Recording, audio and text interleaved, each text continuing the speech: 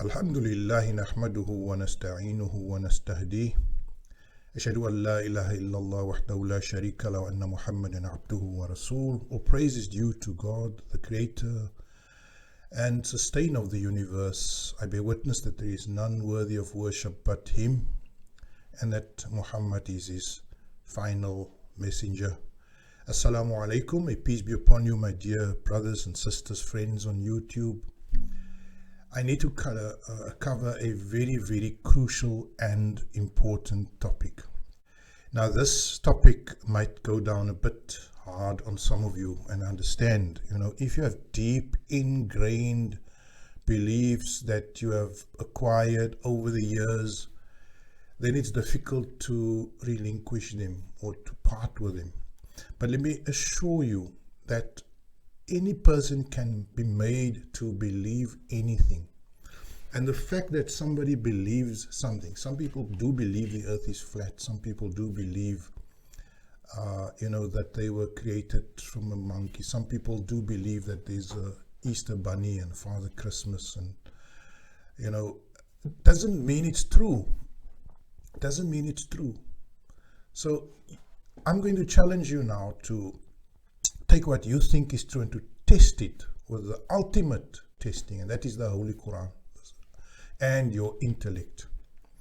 You see, we all have a healthy intellect, and everything we do must pass the test of consistency, rationality, because if something is not consistent, it does not admit of logic. If something is right now under these circumstances, if it holds under these circumstances, it needs to hold under any other circumstances similarly. So I think we can agree that your sound mind and the holy text of the holy book, which is the divine text of Allah, are the sources of guidance.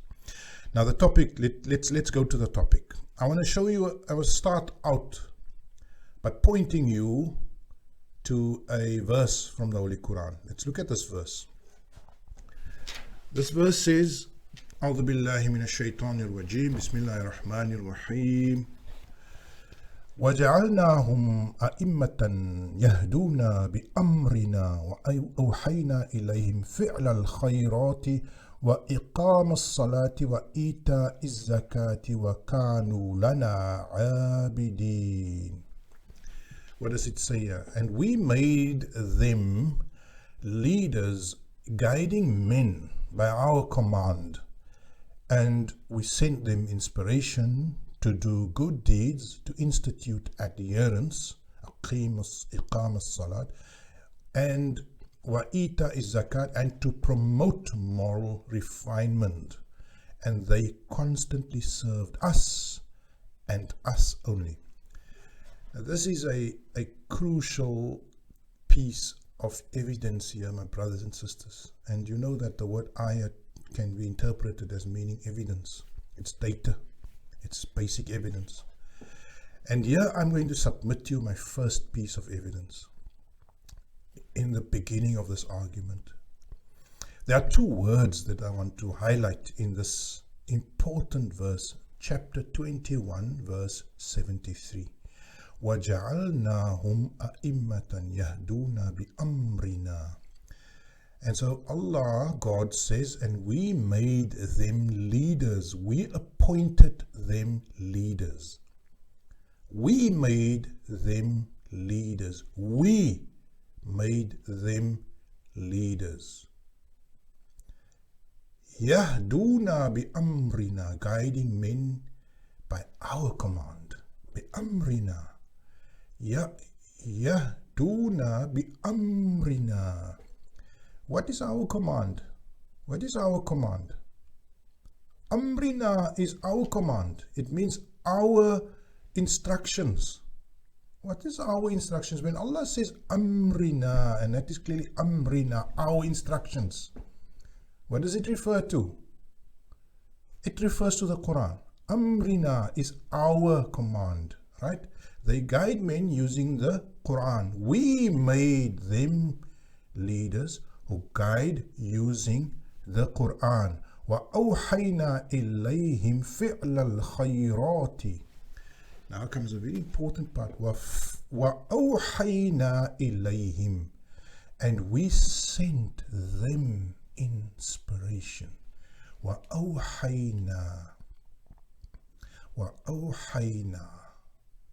Wahi, أوحينا, we sent them inspiration to do good deeds, to institute adherence, إقام الصلاة. So we made them leaders, they guide using the Quran, and we continue to inspire them with the doing of good, فعل الخيرات, and as opposed to فعل الشر, as opposed to doing rotten and evil on earth. They are there to do good, to be beneficial. Khayrat wa iqam as-salat. And now remember, the meaning of salat is not suppressed here. It is the open meaning, iqam as-salat, to establish general adherence, a general fraternity, a general state of adherence and organization and cohesion. Please, we should never ever go back to that reduced, crippled idea of what salat is. What ita is zakat. Again, the word zakat, ita is zakat, it's not 2.5%. Please, we need to go to the meaning that is meant to be in the Quran. Ita is zakat, and to the spreading of moral and social morality, to promote moral refinement. وَكَانُوا لَنَا عَابِدِينَ, and their devotion, وَكَانُوا لَنَا عَابِدِينَ, their devotion, their love, their service was to us alone. Please, this is an extremely important verse to start us off with, and every word, every harf in the Quran is of crucial importance. There's no harf out of place in the Quran. There's no word out of place. Right? وَجَعَلْنَاهُمْ, we made them أَئِمَّةً يَهْدُونَ بِأَمْرِنَا, who guided people with using our measuring stick or our command. وَأَوْحَيْنَا إِلَيْهِمْ فِعْلًا, and we inspired them. We made it natural for them. We inspired to them فِعْلَ الْخَيْرَاتِ, to do good things. وَإِقَامَ الصَّلَاةِ, to establish general adherence and organization and cohesion, so social cohesion. وَإِيتَاءِ الزَّكَاةِ, and to promote moral and social refinement. وَكَانُوا لَنَا عَابِدِينَ, and they devoted themselves to us and us alone. Here comes, I hope I've made that quite clear to you that this is a crucial verse. So now I'm going to take out two words here. Two words. The root words that I'm going to take out is the word that appear here, a'imma, leaders, and yahduna. Yahdu. There's it, yahduna. Hadaya. Now let me just quickly spend a bit of time on these two words, a'imma, yahduna. It's not the only place that the word a'imma is used in the Quran. The word imam is used at many places in the Quran. The word Surah 32 verse 24. وَجَعَلْنَا مِنْهُمْ أَئِمَّةً, and we appointed, وَجَعَلْنَا مِنْهُمْ أَئِمَّةً, right? And we appointed from among them leaders, giving guidance under our command. يَهْدُونَ بِأَمْرِنَا. The two words here, أَئِمَّةٌ, يَهْدُونَ بِأَمْرِنَا, giving guidance under our command, as long as they persevered with patience and continued to have our signs, right? So there we have then look at this verse 28:5. وَنُرِيدُ أَن نَمُنَّ, and we wished to be gracious to those who were being depressed in the land, to those who were oppressed in the land, to make them leaders and to make them heirs. That's another case where the word imam is used. But now let us look at some other cases where the word imam is used. 28:41 وَجَعَلْنَاهُمْ أَئِمَّةً يَهْدُونَ إِلَى النَّارِ, and we made them leaders inviting to the fire, and on the day of judgment no help shall they find. So clearly you get the idea that the Quran refers to leadership. There is the concept of leaders, and the idea of leadership is an idea of a person or a group of people or a certain category of people that will guide or misguide people, right? So they are the people that the rest of people, humanity, will seek direction and seek guidance from. And we now know that there are leaders who will guide to righteousness, and there are leaders that will guide to corruption.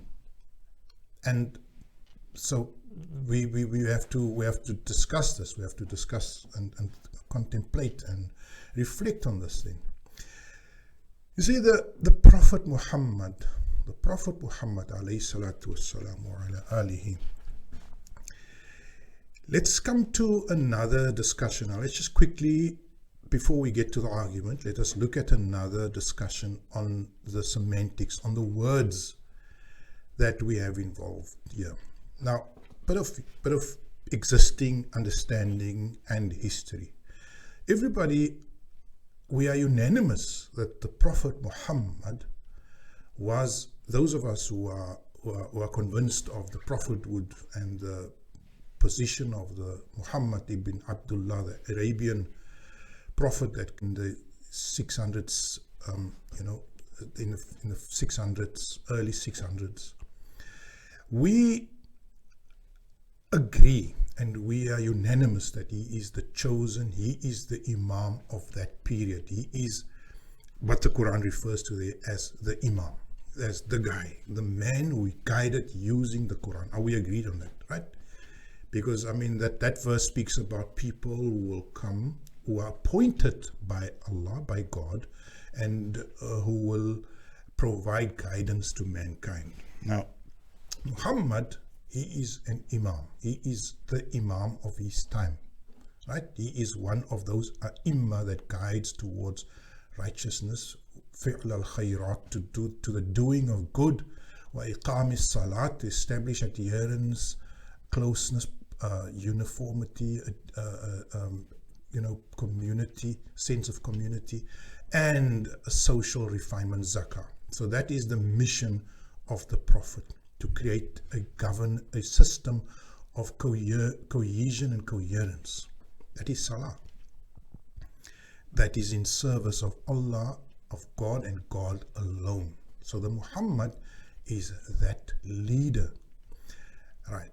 The second idea or point that I want to raise is something that we are not all agreed on. And that is the idea of the Mahdi. The Mahdi.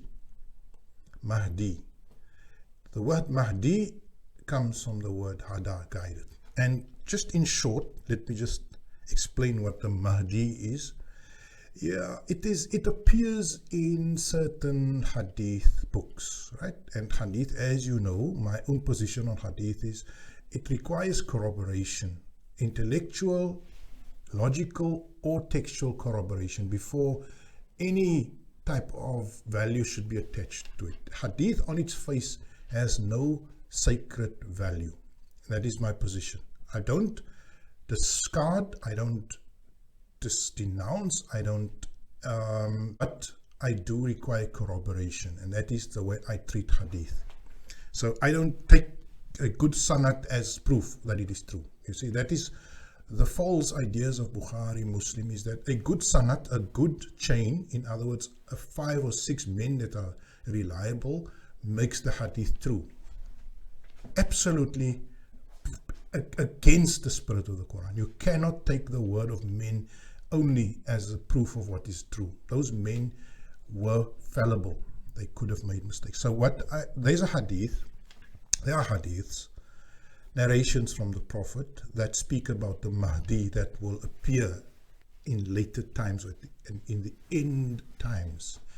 And Islamic eschatology, or study of end times events and developments on earth, incorporate a lot of the idea of the Mahdi that will appear and that will guide people towards the ultimate state of righteousness.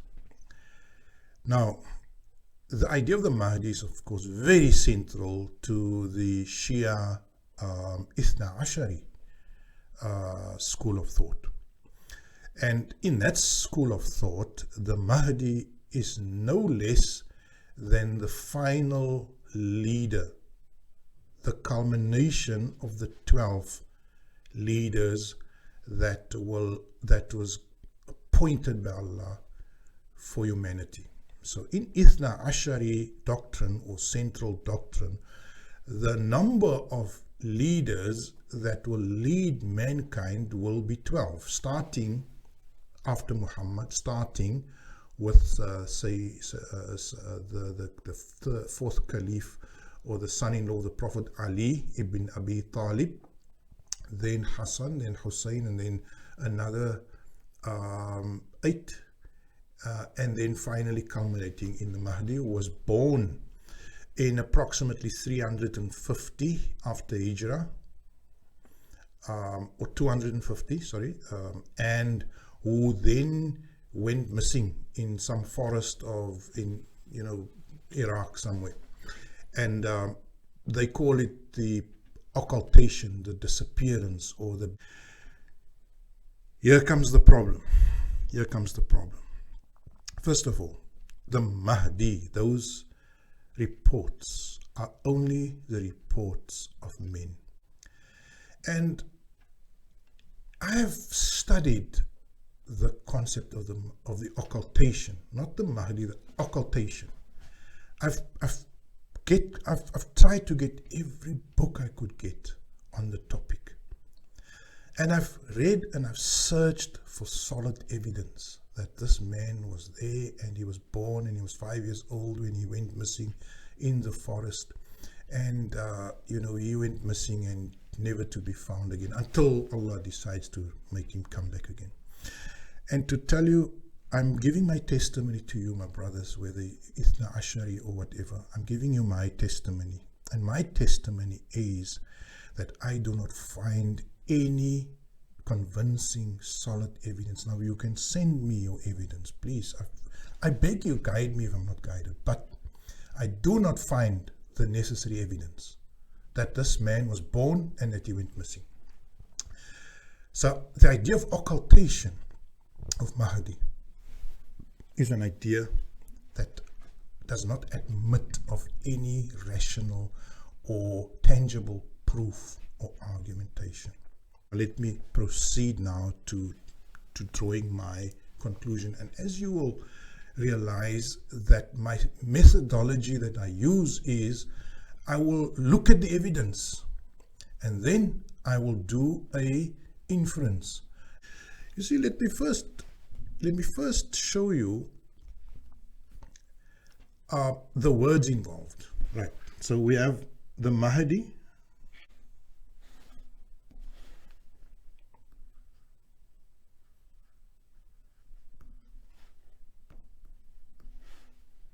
Mahdi,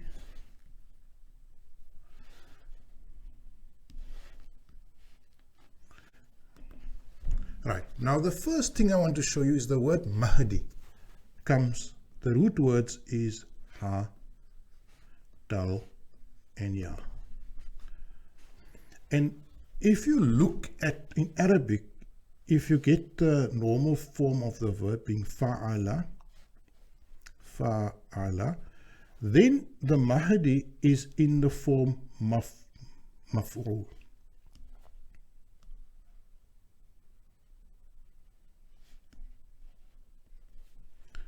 Alright?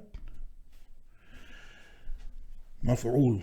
which means when you on the level of maf'ul, it means the one that is being done to. And then hadaya, Mahdi, means the one that enjoys guidance. And Mahdi means the guided one.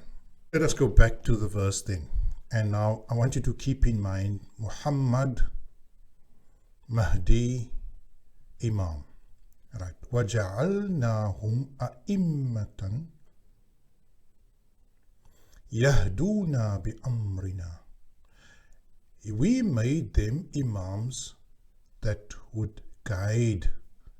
Yahduna, Mahdiyun. Yahduna, that will guide, people that will guide. And so what we find is that the idea of a Mahdi is directly connected to this verse here. And a Mahdi, or an Imam Mahdi, is an Imam that guides people. It is an Imam, a righteous Imam. An Imam, and you can see there, you can look at the words there, A'immat Yahduna. It is an Imam that hadaya, that guides. Right, so Imam Mahdi is a Quranic term. It is a concept that is in the Quran. Imam Mahdi, it is an Imam that guides by what is right. And that is in fact guided. And then the rest of the qualities are there. That is an Imam Mahdi. So the concept of an Imam Mahdi is a Quran concept. It is not a Hadith concept. Right? Are you with me? The idea of the occultation, yes, there we can discuss. But let us then accept that the Imam, the idea of a leader that is guided, is firmly grounded in the Quran. Now, you see, you get two types of Imam Mahdis. You get two types of Imam Mahdis. You get Imam Mahdi is a leader that guides.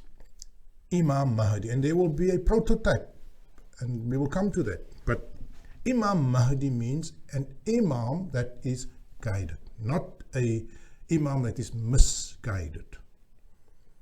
And the qualities are all listed here. Can you see? It is those who sent to institute adherence, to promote moral refinement, right? All of those. What do you call an Imam Mahdi that is recognized by his people? What do you call an Imam Mahdi? A Mahdi, a guided one, a guided leader that is celebrated or recognized by his people. What do you call him?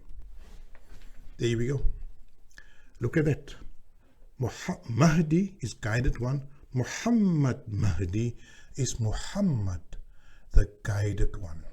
Muhammad, the guided one. The celebrated guided one.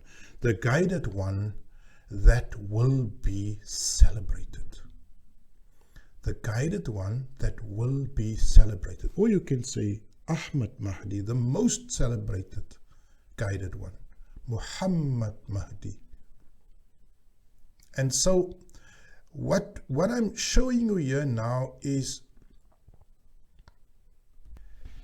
if we simply use the Quranic text and we use simply the meanings of the word Mahdi, Muhammad, Imam, which are all Quranic terms, Imam, Muhammad, Mahdi, the leader who is guided and celebrated. Are you with me? The leader who is guided and celebrated. I'm still firmly grounded in the holy text of the Quran. And we made them leaders who were guided. So now, let's make sense of it all. You know, a lot of what happens in our belief structures and belief systems are original clear ideas, because the Quran is very clear. The Quran is not an ambiguous document. But people tend to take to deviant ideas for some reason, like it's so common. It's so common how in our times also people are prepared to go along with powerful leaders and powerful structures and powerful governments and abandon their rational minds. The fact that people believe in it doesn't make it true. I'm taking you back to the original Quranic position on the idea of Imam Muhammad Mahdi. And the Quranic position is that Allah will place a leader amongst people who is guided. A Muhammad Mahdi. Allah will place such a leader amongst mankind. And that leader could be celebrated or unrecognized. You see, the Prophet was a celebrated leader. His given name was Muhammad, but also there's no coincidences in the universe, my brothers. There are no coincidences. The fact that Muhammad was named the celebrated one is prophetic in itself, because he became one of the most celebrated people in history, if not the most celebrated person in history. And in the case of the Prophet Muhammad, he is the guided leader who became celebrated. And what we are reading from this verse is, and from the prophecies and from the hadiths, which we are trying to make sense of, those hadiths that speak about the coming of the Mahdi, we say that Allah will gift or will provide to this world a Muhammad Mahdi, a celebrated leader, a celebrated leader who is guided. And that is the concept of the Muhammad Mahdi. And Allah promises it to us in the Holy Text. In the Quran, we are given that assurance, as I've read to you earlier now, that those who are oppressed will be made the leaders and the heirs. So let's go over the argument again, just to make sure that I have you with me here. You know, the Quran promises, and we made them leaders. وَجَعَلْنَاهُمْ أَئِمَّةً يَهْدُونَ بِأَمْرِنَا. We made them leaders who are Yahdi, the Mahdi, who are Mahdi, who are guided and who guide others. We made them leaders who are guided and who guide. And we gave them a special وَأَوْحَيْنَا إِلَيْهِمْ فِعْلَ الْخَيْرَاتِ. And they are the people who do good, inspired with good. They establish adherence and they promote social and moral refinement. وَكَانُوا لَنَا عَابِدِينَ. And they are only devoted to us. The idea of the Mahdi then is the idea of leadership. The idea of leadership. Mahdi, but the idea of guided leadership. Not just leadership, because as I showed to you, there are those imam yad'una ila nar, who call to the fire.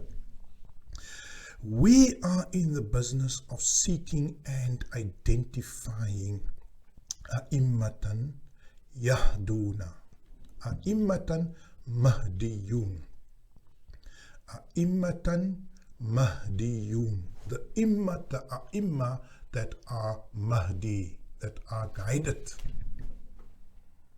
the a'imma that are Mahdi, and to recognize them and to identify them and to pay allegiance to them. That is our job. That is our job. And the sad thing is, now I need to make sense of what is the idea of occultation, because I'm sure that the idea also comes from somewhere.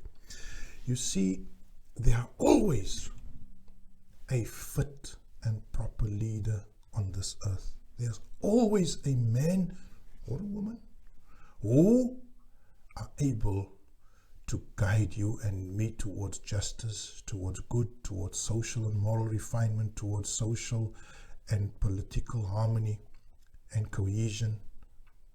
But we don't always recognize them. They are not recognized. They go unrecognized. They are غير Muhammad. غير Muhammad means they are uncelebrated, unsung, unaccepted. And as long as mankind is in its own state of delusion as we are today, we will allow the A'immatan Mahdiyin, we will allow them to go unrecognized and uncelebrated. And they will live and they will die with the knowledge and with the guidance and with the love and with the direction that they can offer. They will die with it. There will always be people that are capable and ready to lead us, but we are not ready for them. My brothers and sisters, we are not ready for them. And so they will come and go, and you will find them speaking and nobody will pay attention, because people are just simply too mesmerized by the glitz and the glamour of the powerful leaders and the guys with the big mosques where 5,000 to 10 million people belong to, that Ayatollah that has 10 million or 100 million followers or whatever, you know, or the guy, the mullah now, the priest on Twitter that has 3 million or 2 million followers. We are so mesmerized by these a'immat who are inviting to the fire that we refuse to recognize the a'imma, that is the Mahdiyin. Brothers and sisters, making sense then finally in conclusion, Mahdi is the leader. Al-Imam al-Mahdi is the leader that is guided and that guides. Al-Imam Muhammad Mahdi is the leader that guides, that will be recognized and celebrated. And we pray to Allah that He will make that Imam appear soon. And it is not the Imam that is holding it up. It is us. It is us that is not willing to celebrate or recognize that leader. So we should make the Mahdi al-Muhammad recognized, celebrated. And so we pray to Allah, when people say Ajjalallahu faraja, you know, may Allah speed His appearance, what they should be saying is that may Allah create in us the guidance, the sense to recognize Him, so that we could celebrate Him and recognize Him, and so that He could become the Mahdi that is recognized, Muhammad Mahdi, the recognized Mahdi. And that, my brothers and sisters, is how we make sense of the idea of Muhammad Mahdi. It is not something that is secretive or that is mystical. It is just something in us that we need to reform in our own minds and in our own understanding. And if we do that, we will open up the way for justice, for righteousness to return to this world.